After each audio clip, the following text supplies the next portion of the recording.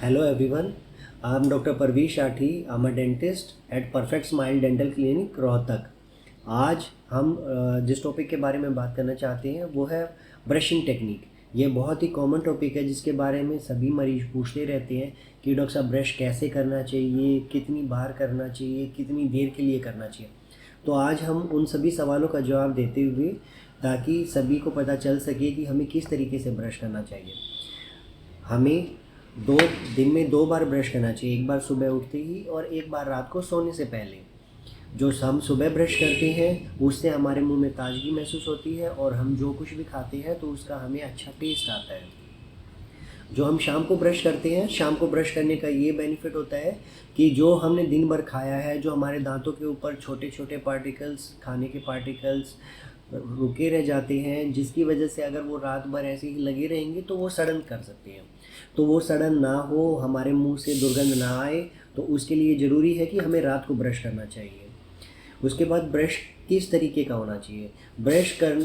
करने के लिए हमारी जो ब्रश है वो अल्ट्रा सॉफ्ट होनी चाहिए, सुपर सॉफ्ट होनी चाहिए। उसके जो ब्रिस्टल्स हैं, ब्रिस्टल्स की कंसिस्टेंसी, आप किसी भी केमिस्ट के पास जाते हैं एंड उन्हें बोलते हैं कि मुझे एक्स्ट्रा सॉफ्ट ब्रश चाहिए, तो वो आपको आमतौर पर वही ब्रश देगा जो आप मांग रहे हैं, जैसी कंसिस्टेंसी आपने मांगी है।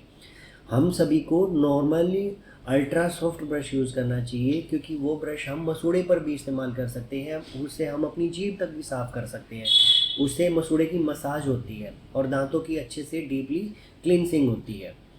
तो अल्ट्रा सॉफ्ट ब्रश यूज़ करना चाहिए। उसे कितनी देर तक यूज़ करना चाहिए? आइडियली ब्रश करने का जो समय है वो 3 से 4 मिनट होता है। उस 3 से 4 मिनट में आप अच्छे से क्लीन कर सकते हैं अपने सभी दांतों को अच्छे से फोकस करके। अगर इससे ज़्यादा हम टाइम लगाते हैं तो हमारे के दांतों का कटने का खतरा रहता है।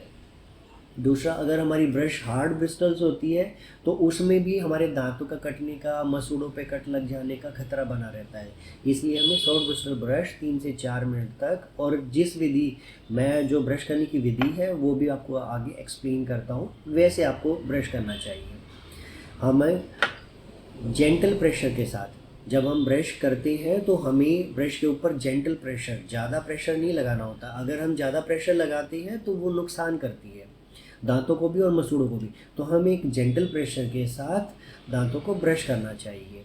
उसके बाद गम फिजियोथेरेपी क्या है कि बेसिकली जब हम सॉफ्ट ब्रिस्टल ब्रश यूज़ करते हैं हम अपने दांतों और मसूड़ों को क्लीन करने के लिए, तो उसे गम फिजियोथेरेपी बोलते हैं। गम फिजियोथेरेपी का मतलब है कि जो मसूड़ों की मसाज हो रही है उससे हमारे दांतों की और मसूड़ों की अटैचमेंट, जो अगर हम मसूड़े की सफाई नहीं करते हैं तो वहाँ पे दुर्गंध, वहाँ पे खाना रुकना शुरू हो जाता है, उससे एक पत्थर जैसा सा, जिसे कैल्कुलस बोलते हैं, वो डिपॉजिट होना स्टार्ट हो जाता है।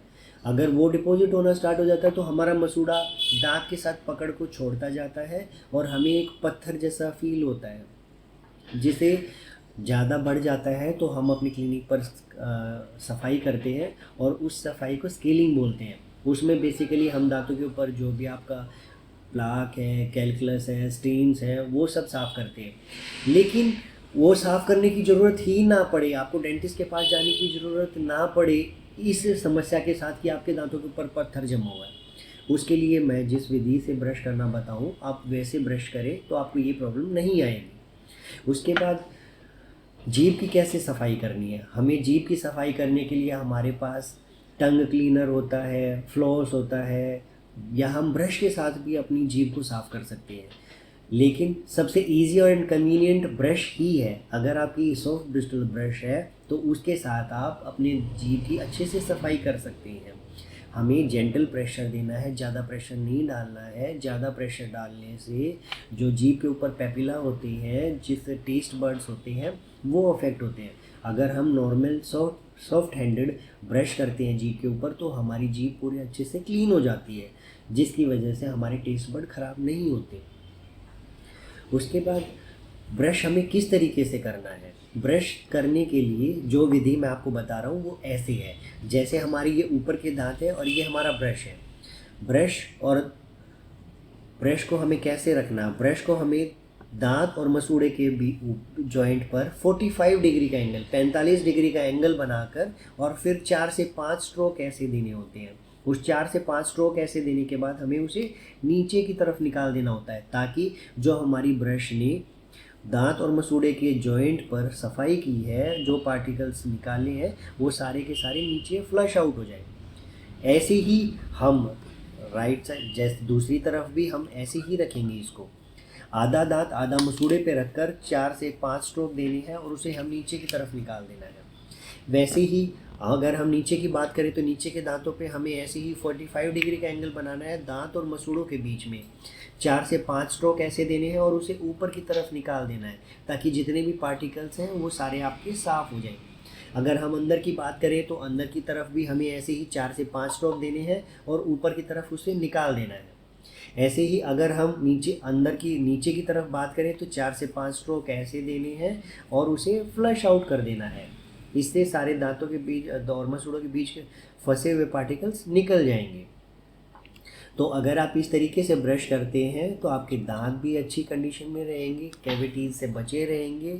और जैसे हमारा नॉर्मल ब्रश हमारे दांतों पर डेली 2 बार करना इम्पोर्टेंट है, वैसे ही बल्कि कहीं ना कहीं इससे ज़्यादा इम्पोर्टेंट है दांतों के बीच से ब्रश करना, क्योंकि हमारी जो ये ब्रश है ये दांतों के बीच तक डीप पेनिट्रेशन नहीं करता है, पूरा गहराई तक नहीं जाता है।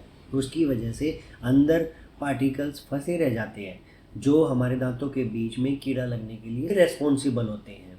तो वही बीच का स्पेस साफ़ करने के लिए हमारे पास ये प्रोक्सा ब्रश होती है, जो हम हर एक पेशेंट को रिकमेंड करते हैं।